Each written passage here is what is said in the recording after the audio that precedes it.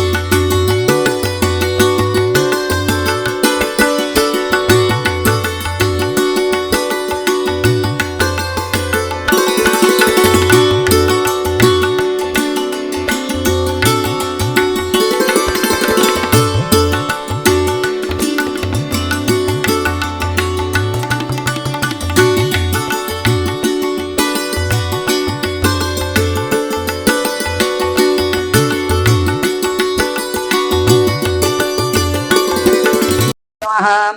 या कुन्देन्द्रतुषारहारधवला या शुभ्रवस्त्राम्बृतः या वीणावरदण्डमण्डितकरा या श्वेतपद्मासनः या ब्रह्माच्युतशङ्करः प्रभृतिः देवैः सदा वन्दितः सामान् पातु सरस्वती भगवती निशेषडाढ्यावः। गुरुर्ब्रह्मा गुरुर्विष्णु गुरुर्देवो महेश्वरः गुरुः साक्षात् परब्रह्म तस्मै श्री गुरवे नमः। स जयति सिन्दूरवदनो देवो यत्पादपङ्कजस्मरणं वासरमणिरवं तमसा त्राशिन्नाशयति विघ्नानां। प्रारंभे श्री गजानते स्मरण केले असता सूर्योदय होता ज्याप्रमाणे तिमिर समूहाचा नाश होतो त्याप्रमाणे सर्व विघ्नांचा नाश होतो। तो सिंधुरवदन देव उत्कर्ष पावत आहे। सर्व कार्याची सिद्धी होण्याकरता गणपती ब्रह्मा विष्णू आणि महेश यांना नमस्कार करून संवत्सर फल सांगतो। नूतन संवत्सर सुरू होते त्या दिवशी घरोघर ध्वज व तोरण उभारावीत। मंगल स्नान अभ्यंग करून ब्राह्मणास देवाची व गुरुची पूजा करावी। स्त्रिया व मुले यांना वस्त्रालंकाराने भूषित करून उत्सव करावा। ज्योतिषांचा सत्कार करून त्यांच्याकडून वर्षफल श्रवण करावे म्हणजे हे सर्व लाभप्रद होईल। प्रथम मंगल स्नान करून अमृतापासून उत्पन्न झालेल्या कडुनिंबाच्या कोवळ्या पानाचे चूर्ण करून पुढे सांगितल्याप्रमाणे भक्षण करावे म्हणजे व्याधीचा नाश होतो। सुख विद्या आयुष्य व लक्ष्मी संपत्ती ही सर्व ही प्राप्त होतात। मिरे हिंग मीठ ओवा व साखर यांच्यासह पुष्पासहित कडुनिंबाच्या कोवळ्या पानाचे चूर्ण चिंतेत कालवून रोगशांती होण्याकरता भक्षण करावे। पंचांगस्थ गणपतीचे व ब्राह्मण ज्योतिषी यांचे पूजन करून याचकांना यथाशक्ती दानादींनी संतोष होऊन मिष्ठान्न भोजन घालावे। नाना प्रकारची गीते वाद्ये व पुण्यपुरुषाच्या कथा ऐकून दिवस चांगला घालवावा म्हणजे संपूर्ण वर्ष सुखाचे जाते। राजाचे फल श्रवण केले असता वैभव अचल होते। प्रधानाचे फल श्रवण केले असता कुशलता प्राप्त होते। अग्रधान्याचे फल श्रवण केले असता लक्ष्मी स्थिर होते। मेधाधिपतीचे फल श्रवण केले असता वाणी सुरस होते। रसाधिपतीचे फल श्रवण केले असता धार्मिक बुद्धी स्थिर होते। पश्चात ध्यानाचे अधिपतीचे फल श्रवण केले असता दीर्घायुष्य प्राप्त होते। प्रतिवर्षी वसंत ऋतूत पुण्यकारक अशा चैत्र महिन्यात नवीन वर्षफल श्रवण केले असता पातकांच्या ओघांचा नाश होऊन आयुष्य यश व लक्ष्मी याची वृद्धी होते। ब्रह्मा विष्णू महेश रवी चंद्र मंगळ बुध गुरु शुक्र आणि राहू व केतू हे सर्व शत्रूंचा नाश करून वर्ष प्रतिपदेच्या दिवशी जे भक्तिपूर्वक संवत्सर फल श्रवण करतात ते रोग व दुःख व दारिद्र्य रहित होऊन आनंदाने व धनधान्याने युक्त होतात। सूर्य तुमच्या आरोग्याची वाढ करो, चंद्र यशाची, मंगळ ऐश्वर्याची, बुध बुद्धीची, गुरु गौरवाची व शुक्र कोमलवाणीची वाढ करो। शनी आनंद व राहू बाहुबल हे देव आणि केतू तुमच्या कुलाची उन्नती करून तिथीच्या श्रवणाने वैभव स्थिर होते। वाराच्या श्रवणाने दीर्घायुष्य प्राप्त होते। नक्षत्र श्रवणाने केलेल्या पातकांचा नाश होतो। योगाच्या श्रवणाने विनयोग नाश होतो। कर्णाच्या श्रवणाने सर्व इच्छा पूर्ण होतात। ज्योतिषांकडून नित्य पंचांग श्रवण केले असता सिद्धी प्राप्त होतात। आज श्री रामेश्वर मंदिरामध्ये नववर्षानिमित्त पंचांग वाचन झालेलं आहे। नवीन पंचांग वाचन झालं आहे। त्याचप्रमाणे नववर्षाची गुढी सुद्धा उभारली गेलेली आहे। तर रामेश्वर मंदिरातील जी वार्षिक परंपरा आहे तर त्याबद्दल काय सांगाल? रामेश्वर मंदिरातील वार्षिक परंपरा म्हणजे गुढीपाडव्याचा जो दिवस आहे ना, तर त्या दिवशी सकाळी 9:30-10 वाजता गावातील सगळे 12-5 मानकरी जमतात। आपल्या देवस्थानचे ब्राह्मण आहेत, तर तिथे विधिवत पूजा अगोदर होते। रामाच्या प्रतिमेचे पूजन होते। त्यामध्ये राणे आणि परब असे 2 मानकरी पूजेसाठी बसतात। त्यानंतर गुढी बाहेर उभी केली जाते मंदिरामध्ये आणि मंदिर त्या मंडपामध्ये ब्राह्मणांकरवी वर्षाचं फल जे आहे फल वाचन पंचांगाच्या माध्यमातून तर ते वाचन केलं जातं की वर्षभरामध्ये काय पाऊस कसा असेल सगळ्या गोष्टी त्याच्यामध्ये लोकांना समजतात आणि धर्मशास्त्रानुसार ते श्रवण करणं खूप महत्वाचं आहे. तर असं म्हटलं जातं की जो पंचांग श्रवण करतो त्याला वर्ष चांगलं जातं. त्याचप्रमाणे आजपासून पुढे 9 दिवस रामनवमीचा उत्सव जो आहे तो रामनवमी पर्यंत मंदिरात संपन्न होणार आहे. तर त्याबद्दल एकंदरीत त्याची जी रूपरेषा आहे त्याबद्दल थोडक्यात काय सांगा. आता गुढीपूजन करून आता आजचा सकाळचा कार्यक्रम संपला. यानंतर रोज रात्री 9:30 वाजता पोथी वाचन होतं. त्यानंतर पालखी फिरते मंदिराभोवती. देवाचा वारस रामेश्वराचं वारसूत्र असतं, शिवकाळ असते, पालखी असते आणि प्रत्येक ठिकाणी जे थांबायच्या जागा आहे तिथे एक भक्तिगीत संगीत वाद्य म्हटलं जातं, गाणी म्हटली जातात आणि त्यानंतर मग कीर्तन सुरू होतं. तर असं हे रामनवमीच्या आदल्या दिवशी पर्यंत असा नित्यनेमाने कार्यक्रम असतो आणि रामनवमी दिवशी सकाळी कीर्तन सुरू होतं 11-11:30ला. रामजन्म झाल्यानंतर पालखी फिरते. रामाची मूर्तीचं दर्शन सगळ्यांना दिलं जातं आणि त्यानंतर मग रात्री पोथी वाचन कीर्तन आणि मर्दानी खेळांचं प्रात्यक्षिक असतात.